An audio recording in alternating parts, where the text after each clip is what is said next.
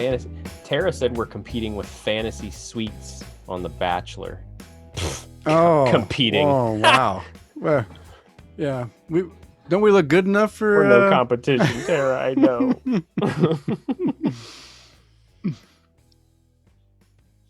All right. Are you ready, Chris? I am most certainly ready. Well, then let's do this thing. Welcome, craft beer friends, to Season 7, Episode 17 of Tap to Craft Podcast. I am Denny Luce, coming to you from Boise, Idaho, and my partner in craft, the dog whisperer, and my favorite Florida man and homebrewer from Tampa, Florida, Mr. Chris McKenzie. How you doing tonight, Chris? And, of course, what is in your glass? Denny, I've been looking forward to talking to you all day. Well, good. I'm doing really well. Had a pretty damn good day at work. Okay. And in my glass tonight, fair warning, Okay. profanity is coming. Uh-oh. Yeah. So in my glass tonight, I'm drinking a beer from Revision. Oh, nice. And it's called Reno Yeah. Nice. It's a hazy double IPA from over at Revision. And as usual, drinking it out of my B cup. Oh, there you go. Mm-hmm. There you go. And man, this one's good. Just like most other Revision things I've had, but this one, this one's up there. I like that one a lot. Oh, good. Yeah. And I'm not really sure what's in it. It's clocking in at about 8.5%. And for a double IPA, it's only 23 IBUs. So nice. I'll take that. What about you? How's your day going? What's in your glass? My day's going well for a Monday. And after our last episode, we mentioned Pilsners. And I've been drinking a lot of Pilsners. And one of the ones that I mentioned that I really enjoy is from North Coast Brewing. And it's their Scrimshaw Pilsner. Mm-hmm. So I think I was drinking this on the Fermented Reality Beercast last Monday. I got more. I got a 6-pack of this in 16-ounce cans. And this is just a great Pilsner, Czech style Pilsner that is just easy drinking and just refreshing and really tastes good. So I wanted to make sure everyone knows that when we make recommendations, we actually drink the beers that we're talking about. So that's what I'm drinking. Nice. Do you get this? I always ask this, but I don't remember if you said yes or no. I have seen it here. But I don't know. I think I'd have to go check. I hate to say this. I'd have to go check my local Total Wine and More. Yeah. Yeah. There's no beer shop anymore, really, that you can go to, is there? No. God damn it, Joel. Yeah. Yeah. But no, I mean, I know we get it, but it's I don't know if it's very consistent. Okay. Well, yeah, I'm drinking that. I'm also got an Iron Horse Brewing's Aloha Death, which is the coconut variant of their Coulter's Irish Death. So I'll be drinking that, and I've got another Martzen beer as a backup in case I need that, which I might.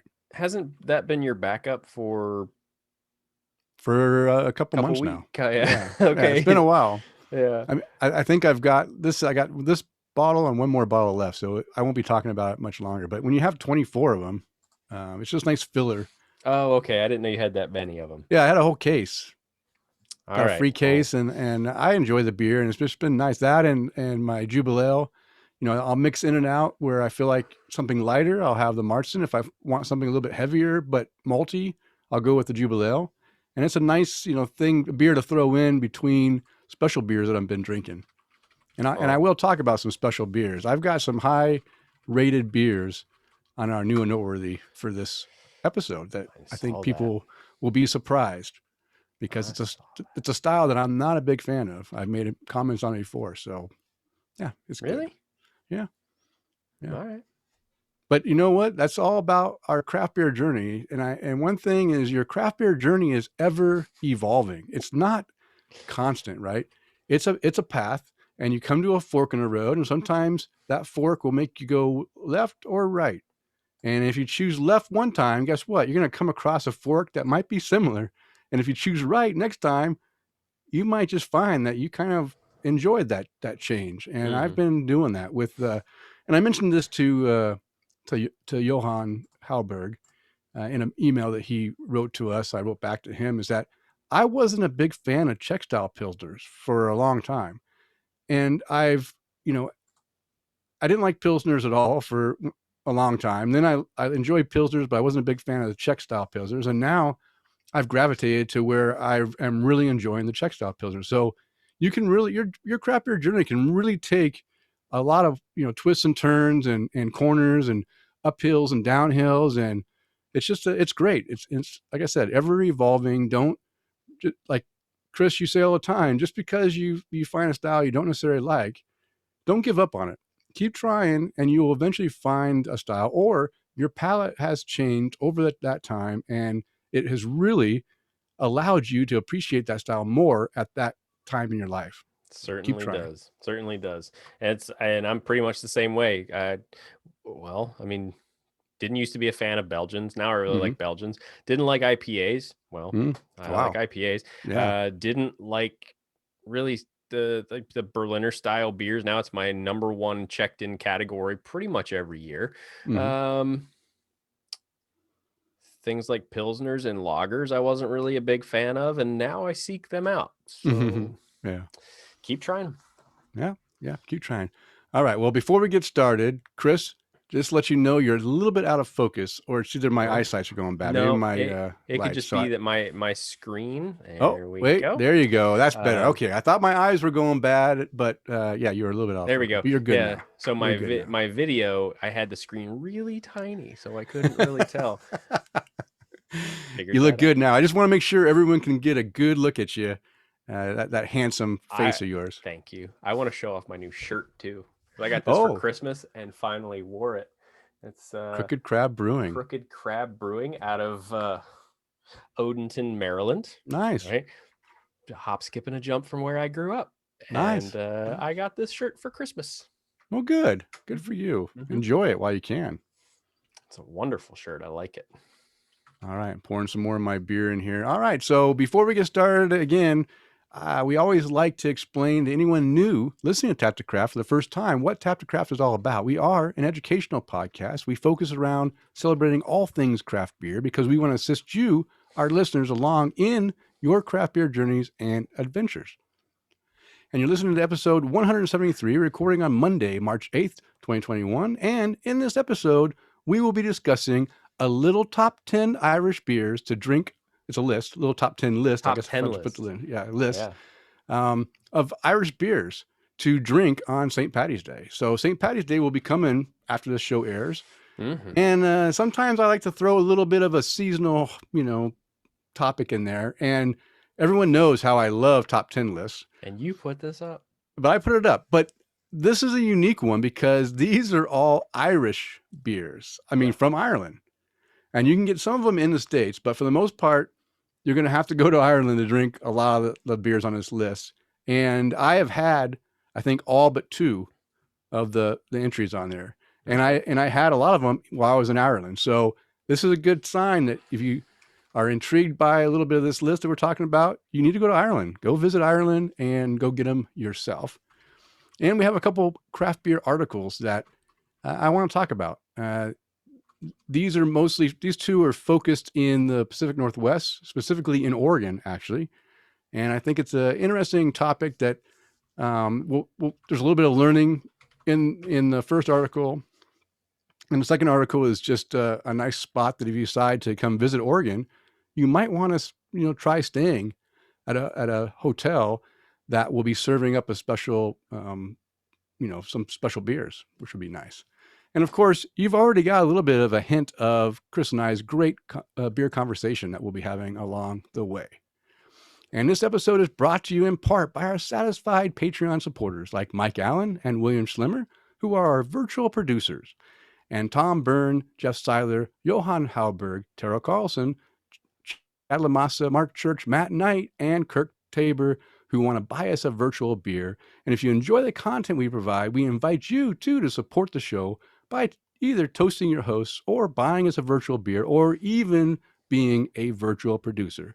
You can explore the options on our support page by visiting patreon.com/tapthecraft. And as a reminder, I want to, I'm going to hold this for another week or two so people have a chance to listen and get their orders in. But we are doing a Tap the Craft special glassware offering. I will be buying these glasses in bulk and shipping them out. And I want to get the number of glasses that I need to purchase so that, everyone can enjoy a Tap the Craft glass. They will be 21.5 ounce Willie Becker glasses, which is, if you're watching, I got to move my screen so I can see. Can you see that? Yeah. There it is. That's a Willie Becker. And you see how that nice white print shows up even on a light beer? We'll be doing white ink on these glasses, and it'll be a brand new Tap the Craft logo that we designed. And it's going to be including shipping. Shipping's the hard part because that's where it gets expensive to ship glass. I can't put it in a nice foldable envelope. It's going to take a little bit to ship it. But with shipping, I'm hoping that each one will be about $16 or less. I won't have the exact price until I place the order and I start to get the shipping going. And I will just let me know what you want and I'll order it. And then when I get the shipping and everything worked out and get ready to ship it, I'll let you know how much that you owe us. Denny, we just got a like on our stream here. Mm-hmm. Who do you think it was? Johann Halberg. No, a little closer east. Closer east. Joel. No, but same state as you. Same state as me. Tom Byrne. It's close, a little further east. I'm sorry, I don't know my directions today. Davis Gove from over at Jim Dandy. Oh, hey, Davis. Well, thanks for watching and enjoy. Feel free to. I mean, Chris is watching the Facebook stream. I'm not good at doing multiple things at once. I'm an old man. I'm set in my ways. But Chris is young. He can handle all that action. Just send it to his way and we'll answer any questions. I appreciate you joining us. Unfortunately, I don't have any Jim Dandy beer to talk about to get you all worked up. But hey, whenever I do drink it, I do enjoy it and do mention on the show. Mike Allen said he's sorry, but he'd love to buy a glass, but I'm already in trouble with my wife for having too many beer glasses. Well, it's okay, Mike. We're sending you one anyway, so don't worry. You're getting one free of charge, whether you like it or not. I have your address already, so you can't say anything. It was a giveaway. Right. I don't know what to... Yeah. So if you'd like to buy a glass, just send us an email at tapthecraft@gmail.com and let us know how many glasses you'd like, and then I'll put you on the list. And again, I'll keep you guys informed when I make the order and find out some more on the price. Okay, we did have some feedback from our last episode. I don't know, Chris, I've been chatting for a little bit. You want to go ahead and read Johann Halberg's email? Sure. So Johann wrote us. He just wanted to say thank you for the last couple of episodes. They were great as always. I have sort of rediscovered the Pilsner style lately, and I really enjoy them. I actually brewed one today. I opted for a German Pils as I prefer it to the Czech version. The show with Johnny Casino was great as well. I really enjoyed hearing all the stories. You can always tell when someone is passionate about something, and I would gladly have listened for another 2 hours. Yeah, that was a good show. The next time I have Johnny on, Chris, you'll be in there with us. I knew I had so much to talk about, and even with that, it was still over a 2-hour show. Mm-hmm. And we could have talked for 2 more hours if I didn't just cut myself from just going and chatting away. But yeah, we'd love to have Johnny back on with Chris and I both together to have a nice beer show. And he's doing some really, some nice quick take beer reviews on the Snack Network. I've posted a couple, I think, on our Facebook page if you want to go and just watch a little, 2-3 minute review on a beer. And it's kind of fun to see him doing that. And he's kind of inspired me to try to do something similar. And one of the things I want to do is I think I want to highlight some of these beers from North Coast and do a little quick take review like he does on there, just giving you guys an idea of what the beer's like and how it looks and some tasting notes and, quick, easy YouTube things. Try to get our YouTube channel with some more content. Okay, I'll go ahead and read the next one. This one's from Jason, a.k.a. Jaywalker. So this was interesting because I just assumed that his name was Jay Walker because that's what that's what the email said, or the thing said. But then his name is Jason.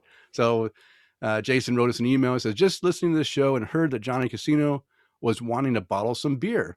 Up for you, but didn't know how. I had this problem and I found a great cheap solution, which involves a bung with a hole.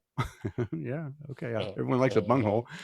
A pipe, some pipe, spare tap, and a spare keg connector, which he had lying around apart from the bung with the hole, in which he got off of Amazon.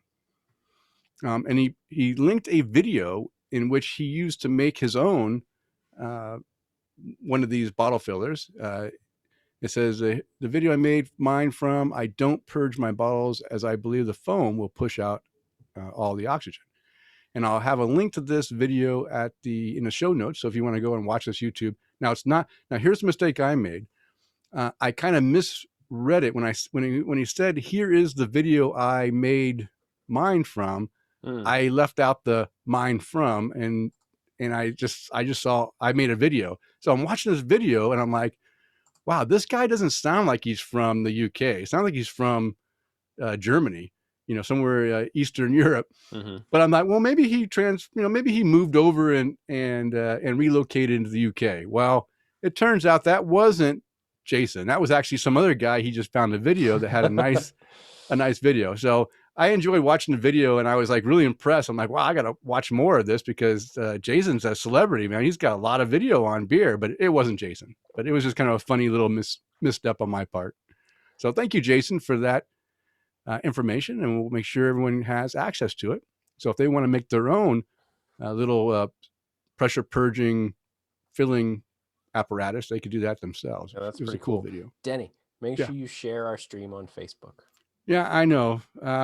Did you? Okay, I'll do it when you're talking about the Untapped stuff. I tagged you. Okay, so I'm just not very good at using Facebook, so that's the whole problem. But if you tag me, I can go to the tag and I can definitely share it. So I'll do that. But before we get to that, anyone that wants to be like Jason and Johan and send us some feedback or questions or whatever, you can do that easily through our email at taptocraft@gmail.com or through our Twitter and Instagram. Just follow us at taptocraft. And of course, on our Facebook page, facebook.com/taptocraft. And don't forget, we do have our Tap the Craft podcast website, which we post a lot of stuff there. So go visit us there and find out more about what's going on and watch our videos. And you can even download the podcast from there.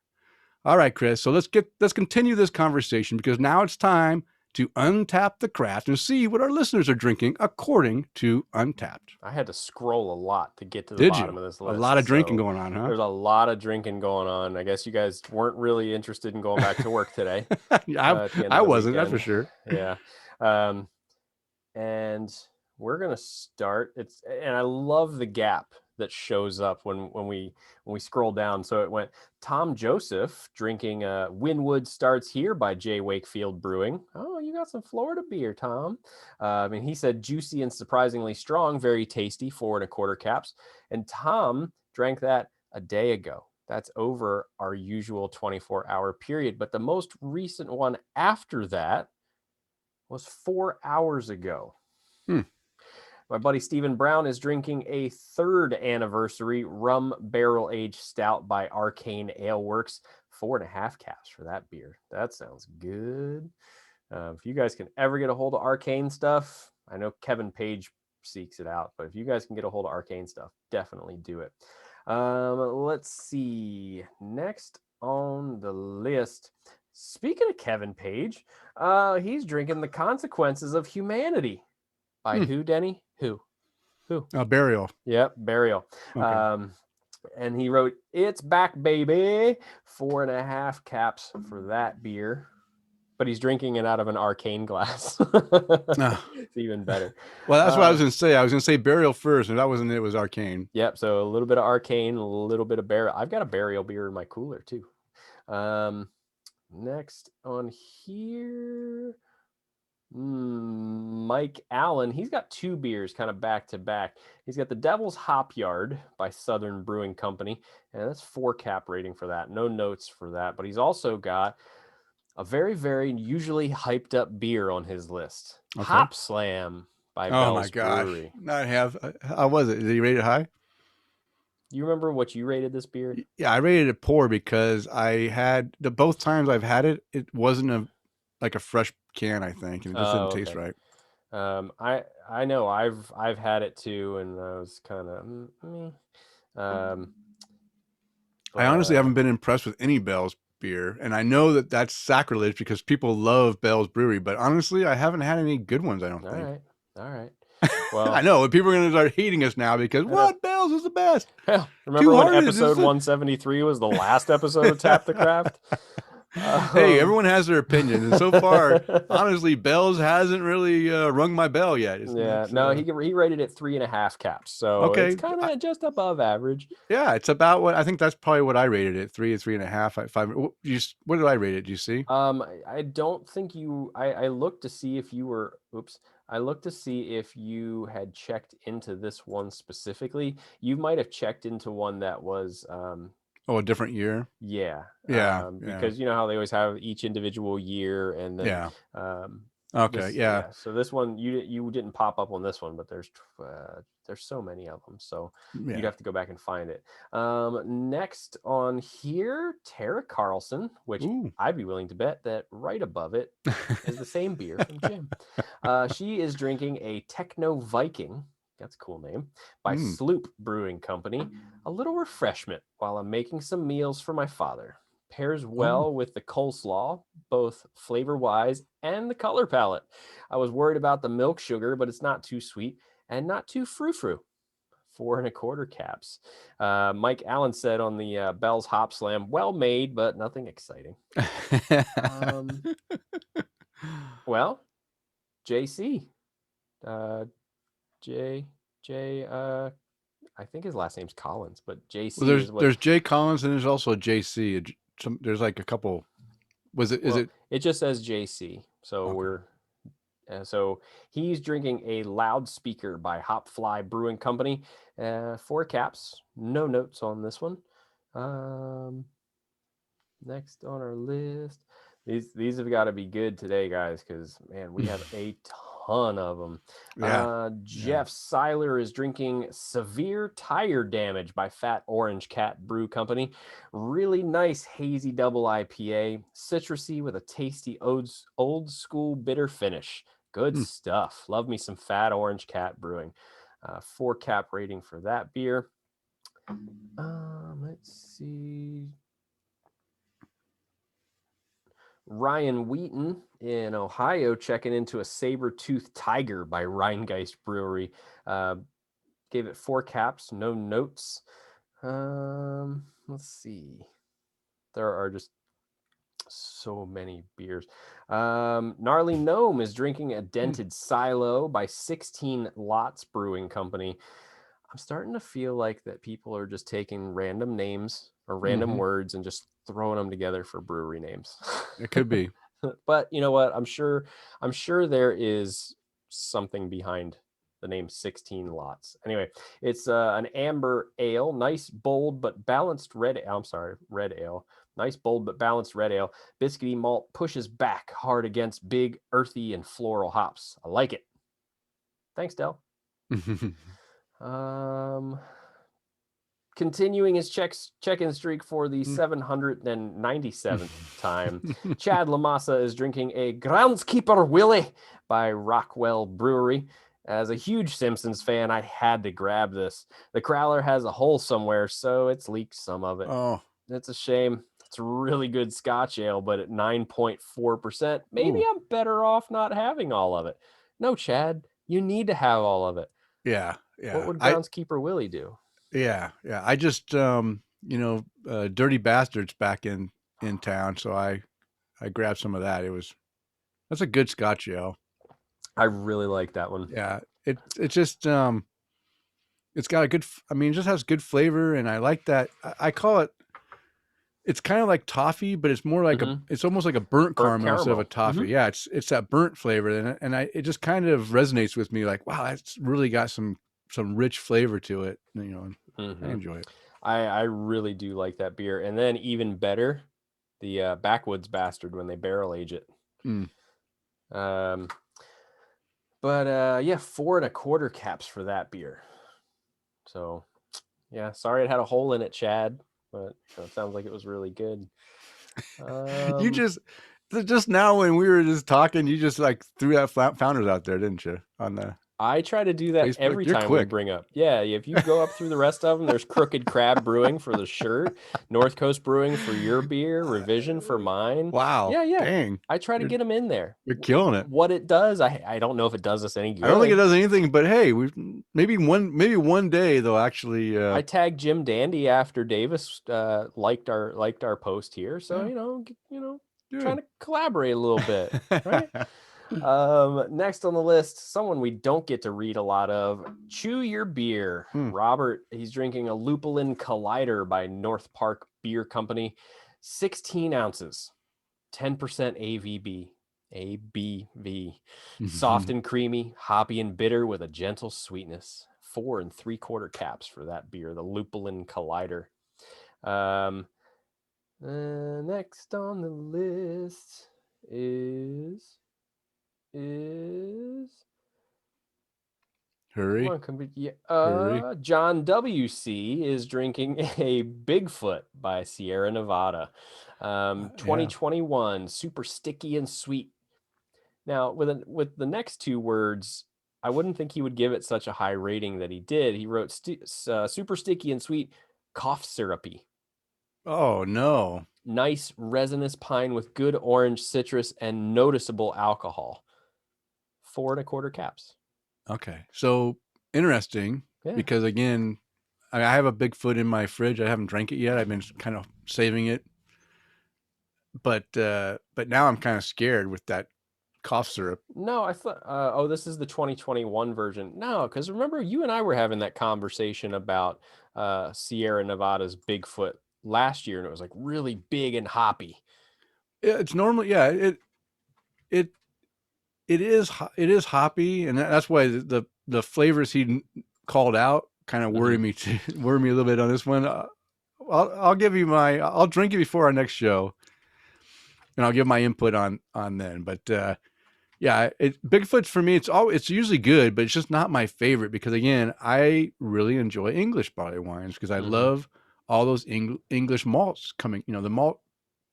The maltiness, not necessarily the bitterness and the hoppiness from the American hops. So right. No, I totally understand what you mean. Well, John drank 2 of them, so unless he must have had a cold. Yeah, gotta get rid of that COVID. Better drink some big beers. Next on the list, Jeff Seiler is drinking a 10th anniversary peanut butter hazelnut marshmallow stout by Westbrook Brewing Company. Some pastry stouts, he says, are just too much. This is not one of them. It's a lovely, nutty and marshmallowy imperial stout. Westbrook is amazing. Happy 10th anniversary with a 4.5 cap rating for that beer, and another beautiful sunset off of his porch in the mountains there. Yeah. William Schlemmer is drinking a Tomorrow River Helles by Central Waters Brewing Company. This Helles really hits the spot. Malty with noticeable hops, 4 1/4 caps for that beer. That was about an hour ago. Moving on up to Florida, Steve is drinking a Sleeper Street. That's good beer. By Trillium Brewing Company. And he says, wow, pleasant citrus and tropical. My second Trillium beer ever. Thank you, Pittsburgh Tom. All right. So, Steve, I got to know, Pittsburgh Tom's out there. And then there's Florida Steve. What other state and city named people are out there? It must be Boise Denny. Boise Denny, Tampa Chris. Tampa Chris. Yeah. Steve, if you're hearing any of this, let me know if you have some other city and state named friends. All right. Milwaukee Matt. Yeah, Milwaukee Matt. So anyway, 4 3/4 caps for that Trillium beer. And that is what everyone is drinking. Danny. Okay. Wow. It was about 12 minutes worth of beer, but it's okay. We got through it. That's good.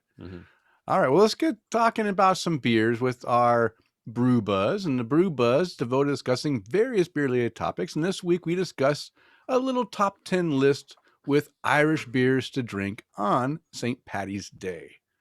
So this article came out in February this year from the delish.com website. I don't think I've ever been to delish.com, but hey, they had this list.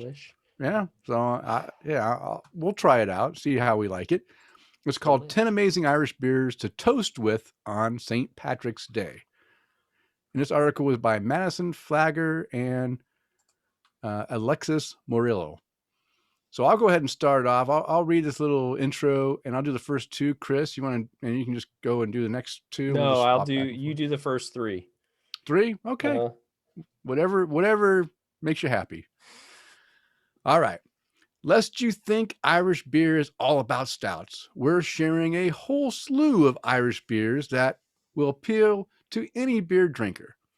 There are lagers, IPAs, ciders, and fine, yes, stouts too. Some of these breweries date back to the 1700s, so you can be sure you're celebrating St. Patrick's Day with some authentically Irish beer. That was hard to get out in one sentence there. Even if you're nowhere near the Emerald Isle. So like I already mentioned, all these beers are from Ireland, and you can get a few of them outside of Ireland. So you may have already had some without having to go visit the Emerald Isle. But if you really want to have them fresh, then go visit Ireland and drink them fresh. All right. So the first one is Murphy's Irish Stout. Now this one you can get in the States. And Chris, have you had Murphy's Irish Stout? I'm sure I have. Yeah. I haven't had it in years, but I have had it. Brewed since 1856 in Cork, Ireland's Ladies' Well Brewery. The stout is described as dark in color, but with almost no bitterness. It's got toffee and coffee undertones and is said to be creamy. And Cork is an industrial town in the lower, like the mid-south area. We visited Cork. Honestly, probably my least favorite of the towns that I visited while we were in Ireland. It was just too industrial, and the people weren't as friendly. There's a lot of angsty 20-somethings there. I don't know the proper terminology is, but they kind of had attitudes and weren't as welcoming and friendly as the other towns we went to. So it wasn't our favorite spot, but yeah, Cork is industrial there. God, so that's what do we call them here? I don't want to just lump them into like millennials because it's not. No. But it is just kind of an angsty, group. They just seemed like they were on like edgy and too good. I can't believe I can't even think of this. Yeah, too good for us old fogies. All right, the next beer is a beer that I do enjoy, and I drank a lot of this beer when craft beer wasn't as available as it is now. And believe it or not, you go back even 15 years ago and you couldn't get craft beer in a lot of bars and in any restaurants pretty much. But one of the beers you could get is Kilkenny Cream Ale. And it's Kilkenny Red, I think is what I always called it. But it's a cream ale. And hipsters, yeah, exactly. That's what they were. They're like Irish hipsters. But Kilkenny Cream Ale is a beer that it's creamy, and it's just a good beer that I enjoy drinking, and I drank a lot of it before craft beer was as widespread as it is now. It says this beer has been around since 1710 and was brewed at the St. Francis Abbey Brewery in Kilkenny until 2013, when production moved to Dublin. It's smooth and creamy and served much like Guinness. Yeah, it is on nitro. It does have that creamy, body to it. And again, cream ales are one of the few beers that I really, truly do appreciate on nitro because it just brings out that creaminess, and they already have a lacking of flavor. So it's not taking away flavor from the beer. And that's why I don't mind that one. All right. The next one, and I did have Kilkenny Cream Ale in Ireland also. So I've had it lots of times outside of Ireland, lots of times in Israel and other countries, but I did have it in Ireland. And the next one I also had in Ireland at the brewery in Kilkenny, which is Kilkenny. This is also in Kilkenny. Smithwick. It's spelled Smithwick, but it's Smithwick's Irish Red Ale. That's why I wanted you to have it. That's why I said you take the. Well, I was trying to remember the proper way of pronouncing it because I always say Smithwick's, but it's not. It's Smithwick's Irish. And this is also I enjoy this beer too. And I had this fresh off tap in Kilkenny. So Smithwick's, which dates back to as early as 1710, calls this beer Ireland's most loved ale. The ruby red ale is available year-round in bottles and on draft, and it has a slight bitterness balanced out by sweet malty notes. And I think I have a picture of Sarah and I drinking. She was drinking something like probably an IPA or something. She only drinks IPAs, I think, but she had an IPA and I had the Smithwick's Irish Red Ale while we were eating some lunch in Kilkenny. Okay, so that the first three, is that what now you have the next one? Okay. The next three, and then we'll see how we split it up from there. Okay. All right, next on the list is going to be Guinness Extra Stout. Okay. We couldn't not include Guinness on this list. The most famous of Irish ales, comes in a dozen varieties, including this chocolatey Extra Stout. All right. It's always a winner in my book. Yeah, I like it. Magner's Original Irish Cider. This is the one I haven't had. I haven't had this one. It's now see, I'm pretty sure I've had this one, but the notes on this one say offers a sweet, crisp drink. I remember it being dry. Unless there was a couple of different options. Maybe there's a couple different ones. This is the original Irish cider, I guess, maybe. Well, maybe I just need to do a little more learning about this. But the Magner's Original Irish Cider, if you prefer cider to beer, Magner's offers a sweet, crisp drink made with 17 kinds of apples. Wow. Yeah. Where'd they get the 17 kinds of apples in Ireland? They literally have that many varieties of apples in that small island? I did. Sure. That's amazing. Sure.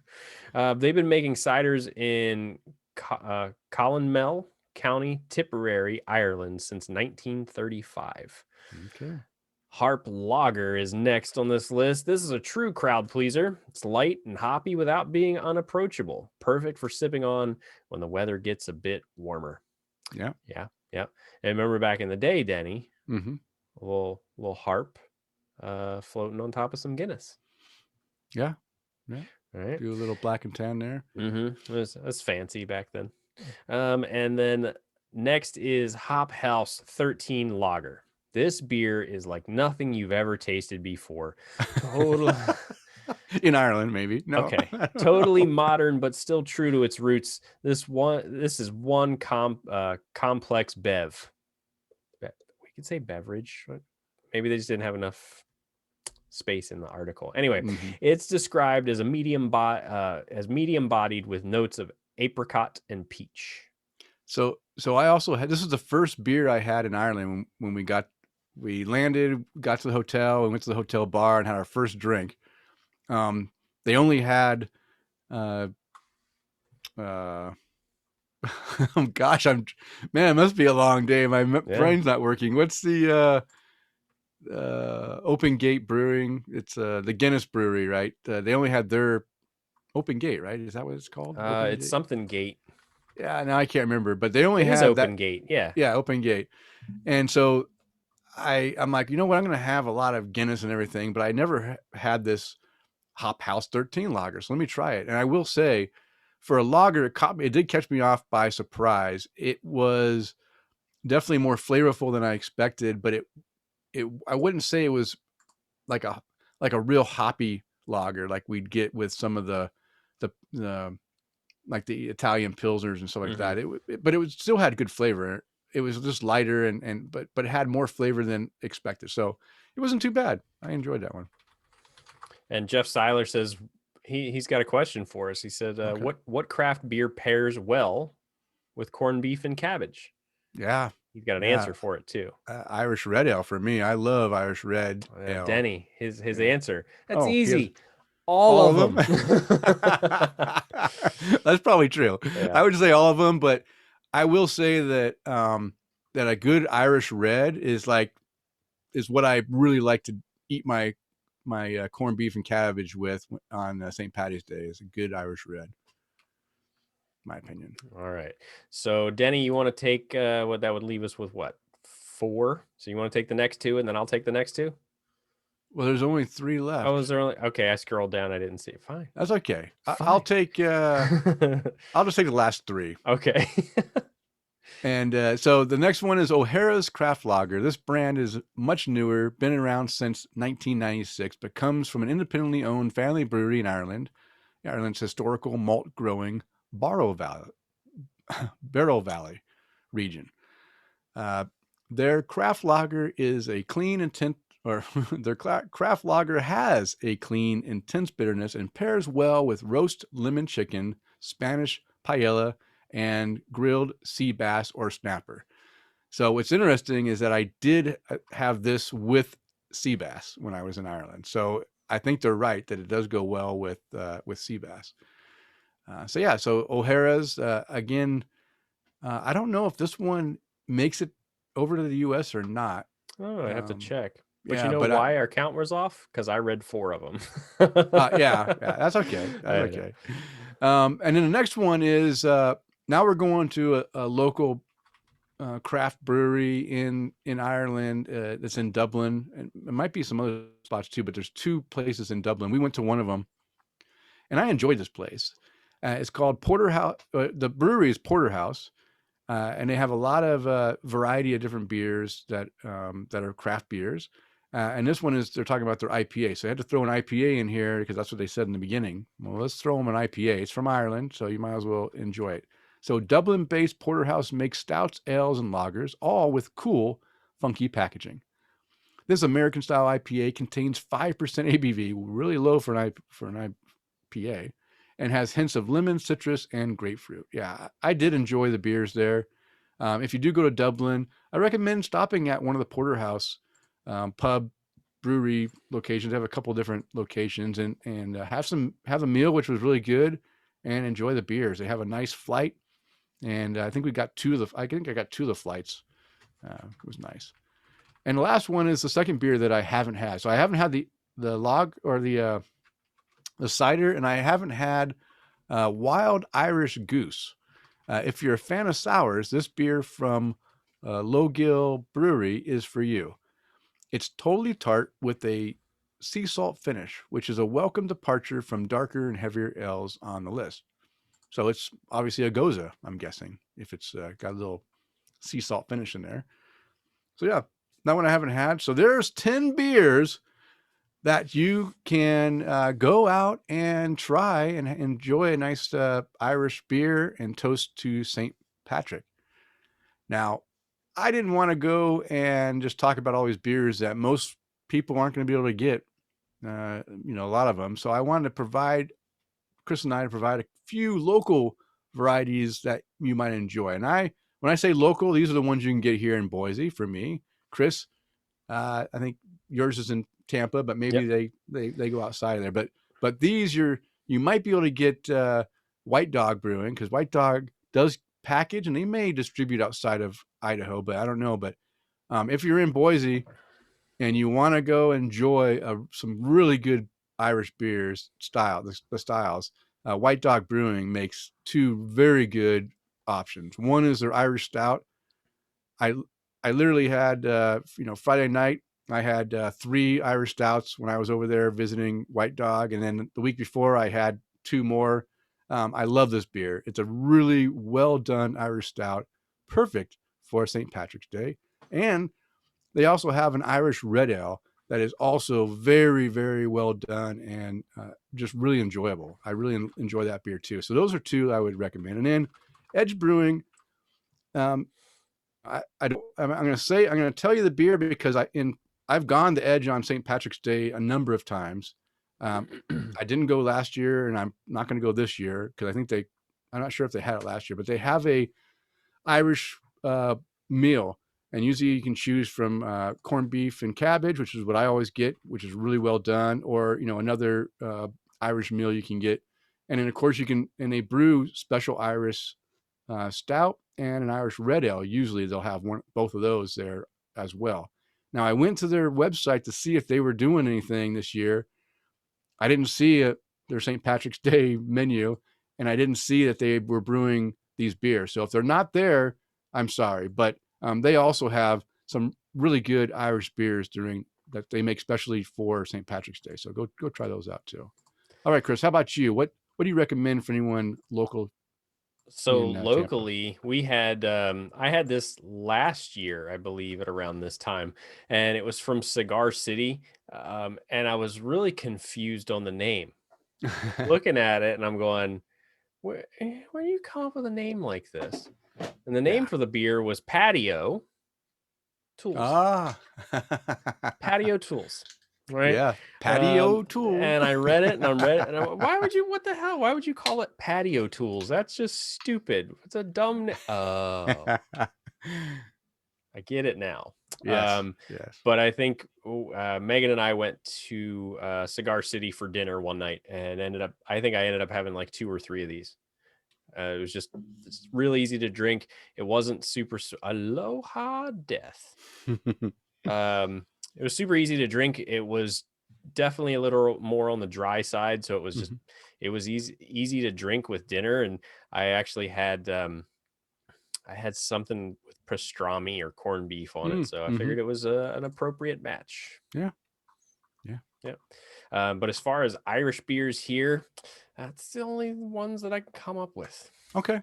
Yeah. I mean, it's hard. I mean, there's cream ales. I mean, there's a lot of breweries here locally that do a cream ale, and some of them are good, but and some would be good for a St. Patty's Day meal if you want it. But I think my suggestion is go for the bold ones, right? Go for that Irish red and that Irish stout. Those are, I mean, really good dry, lighter stouts that have an easy to drink. And kind of even that stout is not heavy, right? And it's just you drink it and you can drink 3 of them with pretty easily because it's not holding you back. You don't feel like you're just like getting weighed down by the bulk of a stout. It's a nice, lighter, and still full flavored stout that is, but not too roasty, right? It's kind of it's not in that high roast. It's just in a nice, lighter roast flavor and easy drinking. Now, if we're talking about cream ales, I'll go to Three Bulls Brewery all day. Okay. I'm still trying to get them to sell me a keg of it, and they won't do it. Yeah. Well, when they get big and they have lots of extra beer, they will. I told Tracy, the brewer, I said, look, you can sell me a sandwich for $150 and then give me a keg of beer for free. That's fine. Yeah. All right, Chris. Well, hey, let's get into our new and noteworthy beer. And since I just got done chatting, why don't you go ahead and start us off with your great beers you had this last time? So my very first one on my list, I think, if I look at it correctly, my very first one on my list, I was really surprised, and I even texted you about this one, Denny. The from Scratch Brewing Company, this beer absolutely blew my mind. Now I don't normally, I've come to like sour ales, but normally conditioned with like a house mixed culture or open fermented or things like that, I'm kind of not so excited about. But this beer from Scratch Brewing Company, it's called their Dandelion Ginger Tonic. And this is a gruit. And if you're not familiar with what a gruit is, it's a beer that is bittered and flavored with things other than hops. Yeah. Right. Yeah. So Dandelion is actually a pretty bitter flavor if you've ever eaten it. But the notes that they have in their Untapped page for this is it's a bottle conditioned sour ale brewed without hops, bittered and flavored with Southern Illinois grown dandelion, ginger, carrot tops, and clover, and then fermented with our house mixed culture. I gave this beer 5 caps, Denny. Wow. Nice. 5 caps. This beer was absolutely phenomenal. It was a little pricey. for a little 375 milliliter bottle. Man, if I could buy this again, I totally would. Wow, I didn't realize it was a gruit because I have not been a big fan of gruits in the ones I've had, but it sounds like this one was done well. And yeah, I would try it. I'll try it. And normally I'm not. Now I've been, I guess, kind of spoiled with my friend Trey. He'll find random styles like a Rausch beer, Yeah. smoked beer, and he'll brew it and I'll drink it, and man, it's really good. He's made some gruits before. Okay. And I enjoyed them. They were pretty good. It's a totally different flavor sometimes than you're used to. But I think I was somebody messaged me on Facebook about the beer. Excuse me. And it was really like a very dry but very gingery ginger ale. Okay. And man, like I told you, if you can get a hold of it, please do. Yeah. But I got it from Tavor. So, but I did really enjoy that beer. So 5 cap rating for that one. And then I'm going to jump over to my last one from Against the Grain. Now we talk about Against the Grain pretty regularly, right? Normally they're brown note or the citra ass down, and I'd never really had anything really anything else from them. So I went over to the beer garden and they had this beer called the Jorge Castana. I was like, all right, that sounds pretty cool. It's a brown ale. I like a good brown ale. Let's give this a shot. Well, I took a big swig of it and I was a little kind of blown away because man, it was really it was hot and boozy. Not hot spicy, but hot alcohol. And I was like, all right, well, I guess I'll drink it. Come to find out, this 10% beer, so it's an imperial brown ale, bourbon barrel aged imperial brown ale with roasted chestnuts, and it's brewed as a collab with Cerveza Montseny, which I'm not familiar with them. But as I started drinking it, as it started to warm up, it really started to turn into a really good beer. So I ended up giving that one a 4 cap rating. Okay. For that beer. And then last on my list, had to go really local. Barriehaus Beer Company, right in Ybor City. From my understanding, this place is a lager-only beer brewery. Okay. And they put out a beer called the Tampa Export. And the Tampa Export, I believe, was a German Pilsner. Yeah, I think you and Joel were talking about this. Yep, we absolutely were. So it was a German Pilsner that I grabbed at the beer garden. Okay. I was there for lunch with my buddy Tim Johnson, and different Wait. Tim Johnson. Oh, different Tim. Like, yeah. whoa, wait a minute. So different Tim Johnson. Yeah, and it's always funny because it's like I gotta differentiate. Be like Tim Johnson, Fermented Reality Beer Cast, Tim Johnson here in Tampa. But yeah, we both had this beer at the beer garden. We grabbed some lunch over there. And I think 4 cap rating for this one. Okay. Nice and crisp, light, easy to, not light. It kind of had a little kind of light to medium body to it, but I mean, just super easy to drink. A little bit on the hoppy side, but nice and crisp.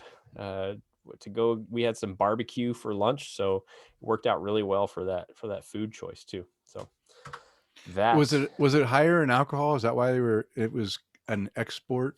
That's a great question. I'm not entirely sure, and on Untapped it doesn't have ABV or IBUs listed. No problem. No. Well, what about you, Denny? What's on your new and noteworthy list? All right, so I'm going to talk about 4 beers. And I'm going to start off, and I do have two 5 cap beers. The first one is from E9 Brewing out of Tacoma, Washington, and it's called O'Leary's Coffee Milk Stout. And you know what?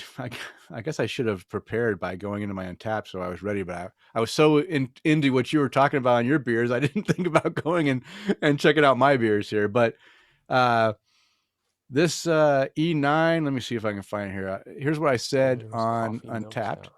I said, this is a beautiful looking beer, poured thick and dark opaque. Head is a mixture of small and coarse bubbles, creamy like latte froth and light brown. That's the head. Mm-hmm. Coffee aroma and flavor, dark chocolate, thick and creamy with only an essence of sweetness. It's awesome.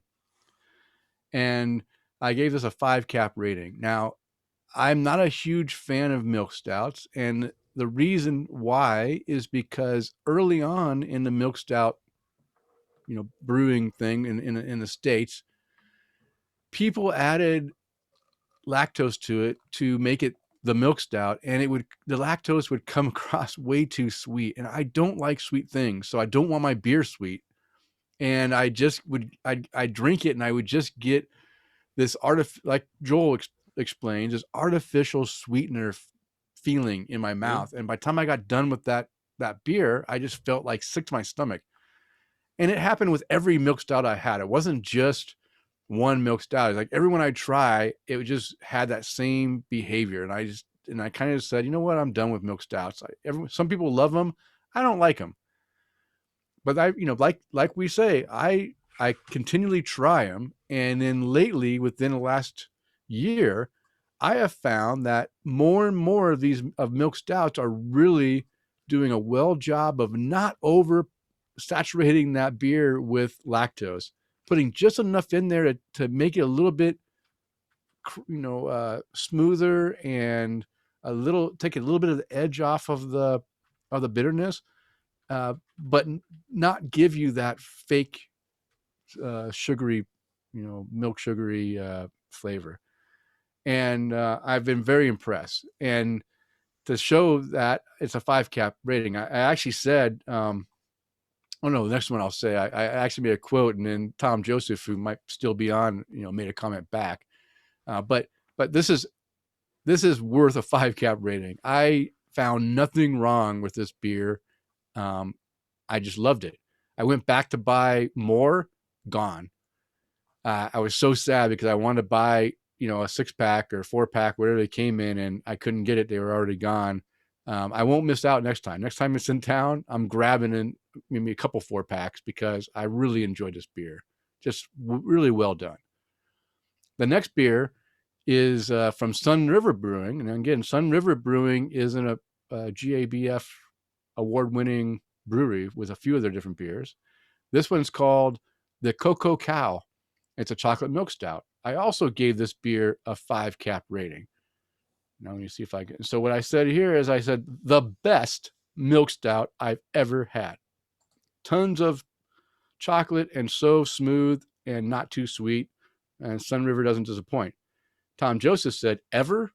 Wow. And yeah, it's a fantastic beer. So that's 2 milk stouts that just gave me just made me feel happy. And these are like a week apart too. They're not like all the same, like back to back. I had one a week before, I had the next one, and they both just really impressed me. And again, that's from Sunriver Brewing in Sunriver, Oregon. So an Oregon brewery. The next one is from Grand Teton Brewing, which is out of Victor, Idaho, here in Idaho. And I love their beer. I've been a big fan of Grand Teton for many, many years. And they're starting to branch out and do some new beers. And they have this new IPA called Dreamcatcher IPA. Now, it's American style IPA. I said, this is a nice, flavorful IPA with tropical hop character and a gentle, bitter finish. It also is very refreshing and clean. Well done, Grand Teton. I gave this one a 4.25 cap rating. And that's saying a lot because in this day and age of IPAs that are all hazy, to have a non-hazy IPA that stands out is impressive, right? There's been so many good IPAs out there that to have a new one that is able to stand out above all the IPAs that I may have already tried, it's good. So I really like this one. So if you can get Grand Teton Brewing, try this Dreamcatcher. It's a nice take on American IPA. It's a little bit different than everything else they're doing. And then the last beer that I'll talk about, I just had last night. And man, I love Deschutes Brewery. I've talked about them so many times, and you would think that they have good beers that they produce. Maybe some people might think, well, they're not producing a lot of new stuff, that's out there. Well, they have a new beer, fairly new, called Royal Fresh Double or Imperial IPA.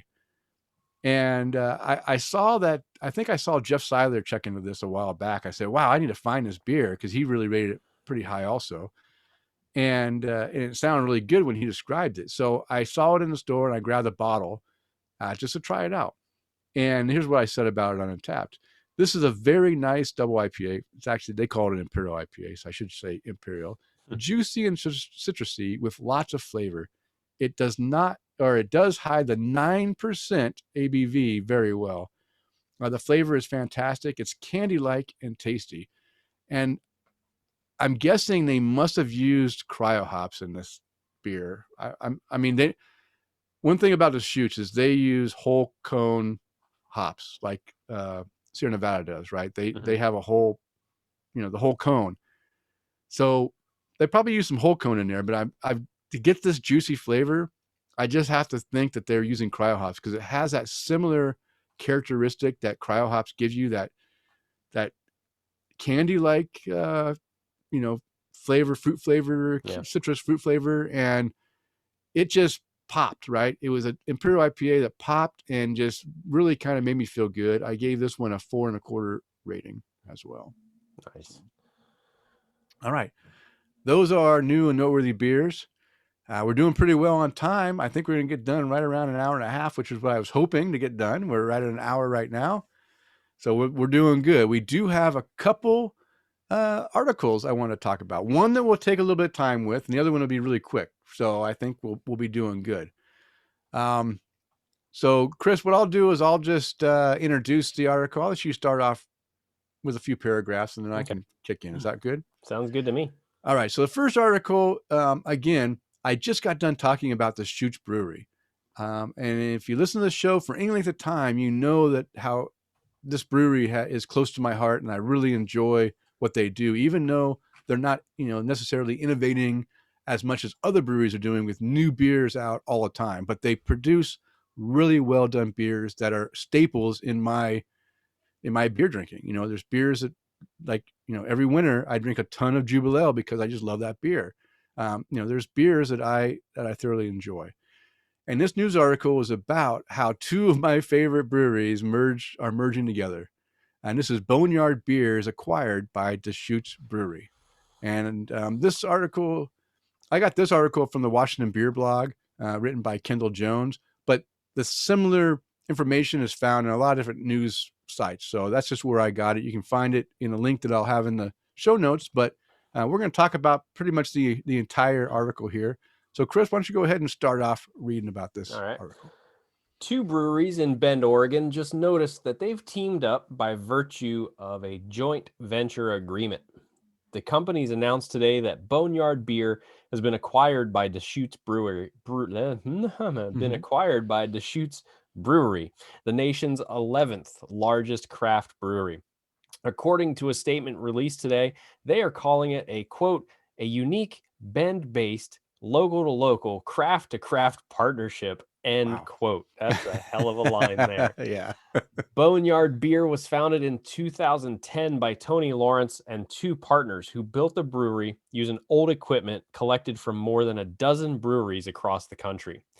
Hence the name Boneyard. Deschutes Brewery brewed its first beer back in 1988, according to the statement. The two breweries will maintain their separate identities.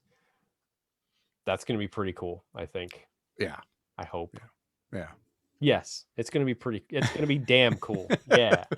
The financial terms of the agreement were not disclosed, but Tony Lawrence will become a shareholder in the resulting venture. For Lawrence, who started his brewery career at Deschutes Brewery in 1989, the agreement represents a sort of homecoming. According to the statement, he will continue to manage the Boneyard brand. All right. I cut my teeth at Deschutes, and it's still a home of sorts, said Lawrence. It was an integral part of my personal and professional journey. My experience as a 21-year-old snowboard transplant falling into the Deschutes orbit was amazing. It gave me a direction to follow and an opportunity in both Bend and craft beer. To combine forces with Deschutes and Bend and explore what Boneyard is capable of is simply a dream come true. Yeah. So here's what's interesting, right? So, Tony Lawrence, he started at Deschutes almost at the time Deschutes started brewing beer, right? 1989. So he grew up, and learned the ropes with Deschutes, then went off on his own and did his own, he took what he took his knowledge of, of how they did things with Deschutes and wanted to do his own spin on it, right? Do some things that were different from what Deschutes was doing and what Bend Beer was doing at the time. And I really appreciate it because I love all of Boneyard's beers. I've talked about their beer a lot, and I just wish that we were able to get their beer in, here in the Boise area. But because Boneyard primarily was a draft only brewery, you had to go and get your growlers or fill your growlers or whatever at, in Bend when you're passing through. So only time I really got to enjoy their beer was when I was driving through, and we would deliberately drive through Bend to go visit family instead of going the quicker route, because for one thing, going to Bend and being able to enjoy a lot of the good breweries there is a good opportunity. So there's times when we would stay the night in Bend just so we can go drink and enjoy the beer. So I'm excited about this joint venture, because in my hope is that now Boneyard Beer will be able to take advantage of the distributing and logistics that Deschutes already has in place. They have they have a smaller brewery. Well, they have something going on in Virginia. Eventually they'll have a brewery there, a full big brewery, but they have something. I'm thinking Boneyard Beer might have a presence that will be pretty widespread in the Pacific Northwest, and that excites me to be able to get their beer in this area. I love their beer. All right. So let me continue on here, Chris. I'll read this. It says, quote, "I cut my teeth at Deschutes and it's still a home of sorts." Next one. Right here. Oh, am I being... The next paragraph down. The Gary Fish. Okay. Yeah. Sorry. This is a quote from Gary Fish, the founder of Deschutes. Says, "This partnership is built on relationships. Family and employee owned. Our two breweries become a collection of inspired people maintaining their individualistic, free spirit, and undying vision for what beer can be. I am beyond proud of what Tony has accomplished in Boneyard, and I'm thrilled to be working with him again." In a report by Brewbound, Lawrence said, "A very large portion of Boneyard's 18-person production crew will retain their jobs." He also said that Boneyard staff joining Deschutes will be eligible to take part in Deschutes' employee stock ownership plan. Boneyard's original 20-barrel brewhouse will continue operations, said the report. The brand's 15-barrel brewhouse location will continue operations for 6 to 12 months before likely being phased out. Lawrence will continue to own and operate the Boneyard Pub in Bend. Apparently, Fish and Lawrence have talked about linking the two businesses for years. The pandemic turned casual conversations into serious discussions when on-premise sales ceased at Boneyard Taproom and the many accounts who purchased Boneyard draft product. The company pivoted and began packaging its products in aluminum cans, but that represented a complete change in the business model. Why don't you go ahead and continue from here, Chris? All right. Well, it's good that they made a positive change in a pandemic, right? Yeah. I know even around here, I saw a couple of breweries disappear because of the pandemic, and I'm sure you've heard of enough of them. So yeah. Let's see. Not only did that shift the way Boneyard Beer packages its product in cans instead of kegs, but it also created a need for greater distribution and availability at retail locations. Lawrence says they've had trouble filling the pipeline at retail locations like grocery store chains. The partnership provides an opportunity to expand Boneyard's availability and satisfy the demand for Boneyard's beers throughout the Pacific Northwest. I'm most excited about the opportunity this union provides both companies, Fish stated. Boneyard's rebel spirit and independent attitude will be great for Deschutes. Lawrence says that throughout his 12-year experience at Deschutes, Fish gave him the autonomy to creatively figure out complex challenges during years of explosive growth that can often stunt the growth of a young company. He never doubted or challenged our efforts, said Lawrence, who adds that he is looking forward to redirecting some of his attention from the boardroom to the brew house. I wholeheartedly believe we can do great things together. We have respect for our roots and we're proud of our journey, but that journey is far from over. I'll get this last one and then we'll switch back and forth. Okay. Since the late 80s, Deschutes has been not only a steadfast source of great beer, but also great brewers, all schooled in that original idea of bringing better beer to the people. Yeah. Well done. All right. Now just I added a couple about sections. So I'll read the about Boneyard beer, and Chris, you can read about the Deschutes brewery here. So Boneyard Beer was started with one goal in mind: make great beer. In 2010, Boneyard Beer was created in an old auto shop tucked away in the back streets of Bend, Oregon's historical district. Without any outside investors or major bank loans, Boneyard's inception was unconventional, to say the least. After decades in the brewing industry, owner Tony Lawrence built up a boneyard of old equipment he collected from 13 different breweries around the country.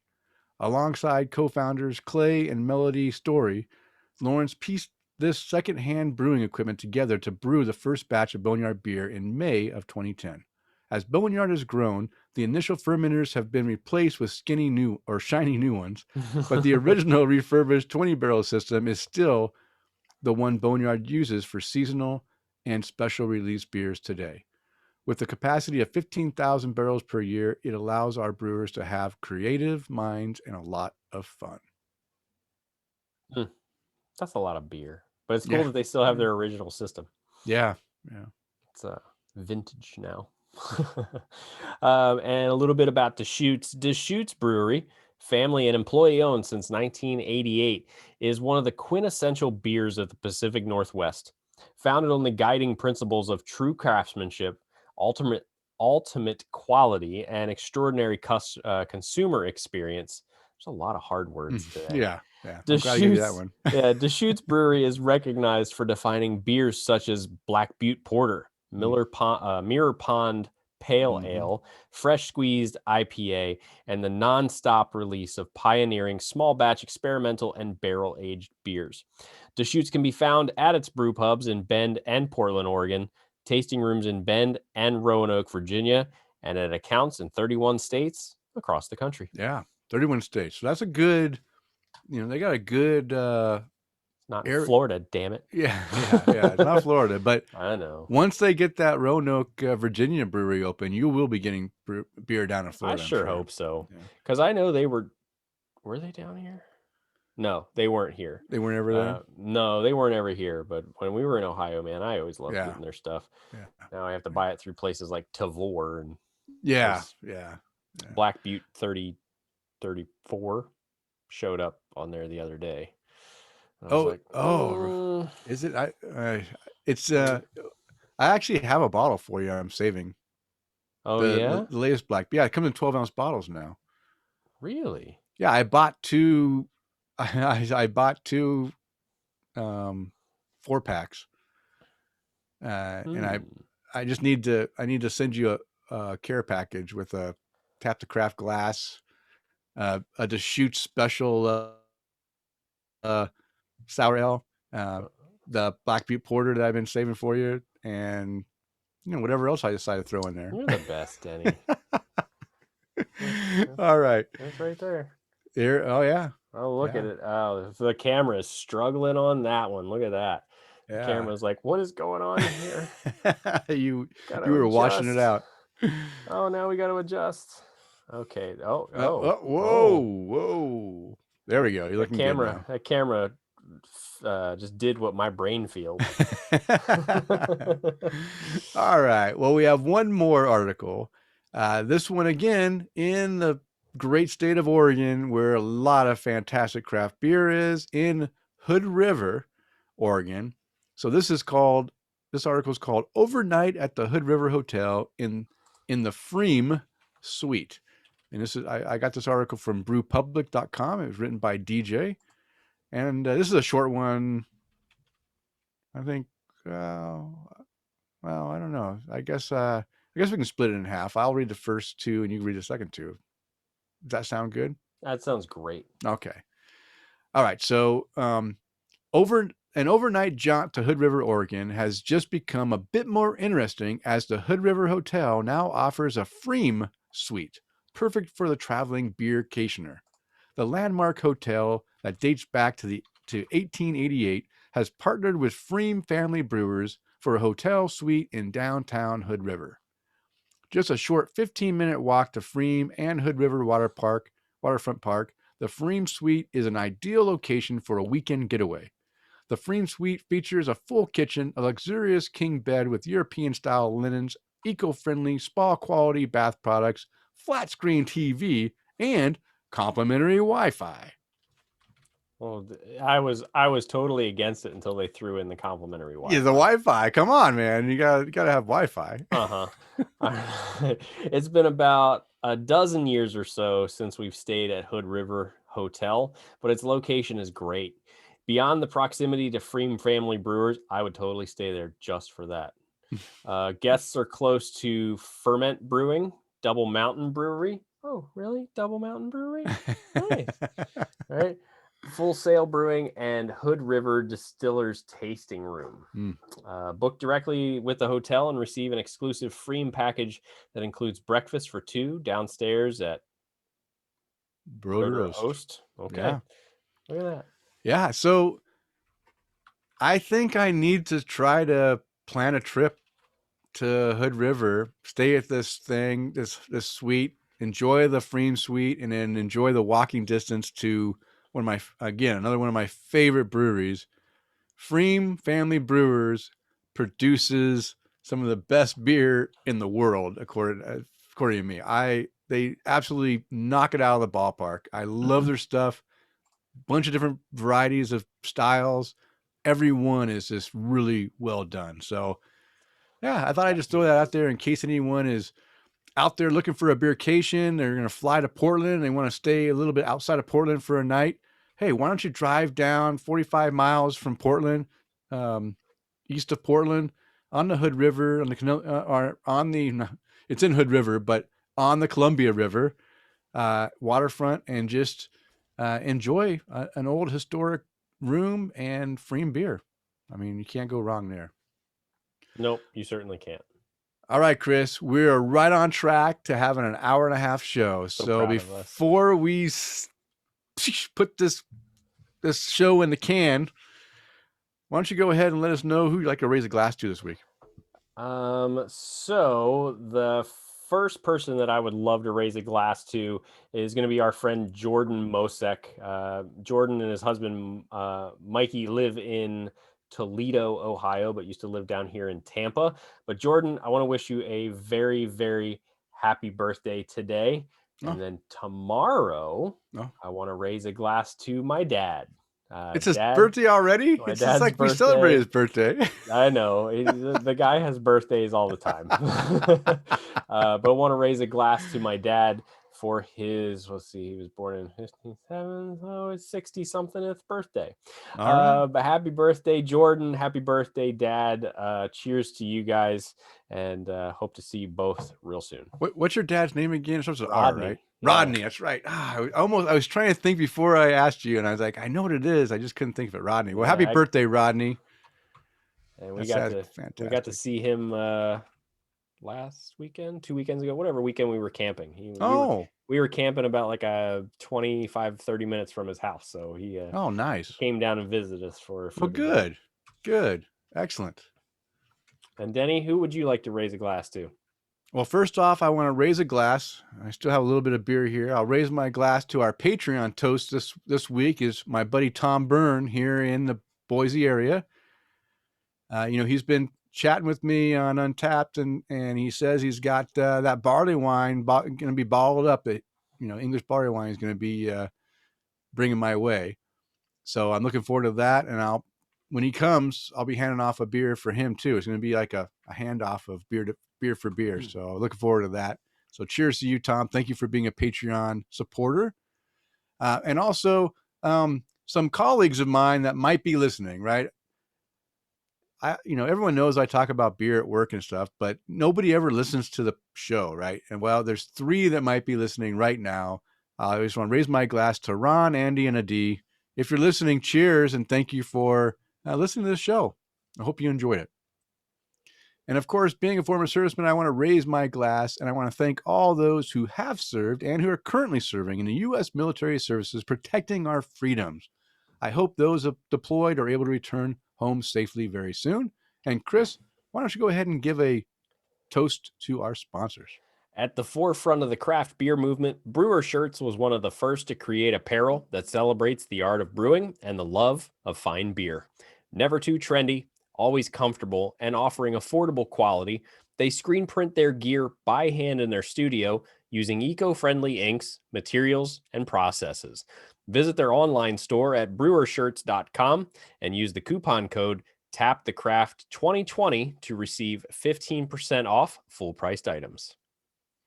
All right. You can find the beers and the link to the articles mentioned in the show notes located on a show post at tapthecraft.com. And if you'd like to follow us on social media, I can be found on Twitter, Instagram, and Untapped at Loose Screw. And Chris, how can our listeners follow you? Every once in 6 months, you can find me on Twitter at Chris_82, or you can find me on Untapped and Instagram at MCK1345. Or as always, interact with us on Facebook or Instagram or Twitter or YouTube, everything social media at Tap the Craft. All right. Chris is feeling good because he said at Chris_82. It's actually at Chris_McKenzie82. So. Yep. Yeah. I never go on there anyway. So it doesn't let me make just sure in case you were going to leave him a message. There we go.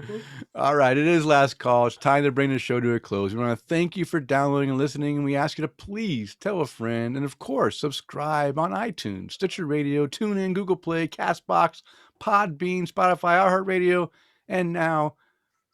Oh, yeah. And also Pandora. I forgot to put Pandora. And also on Amazon Podcast. Yeah. Got to throw in the Pandora because I don't know who's on Pandora, but if you are, you can get us on Pandora. But the 3 people I just listed have us on Amazon Podcast, which I have no way of knowing how many people listen to us on Amazon Podcast. There's no tracking whatsoever. Millions. So I have to assume at least 3, maybe a lot more. And as a reminder, we do release a new show every 2 weeks. Now go out there and spread the good word of craft beer. Cheers. Cheers.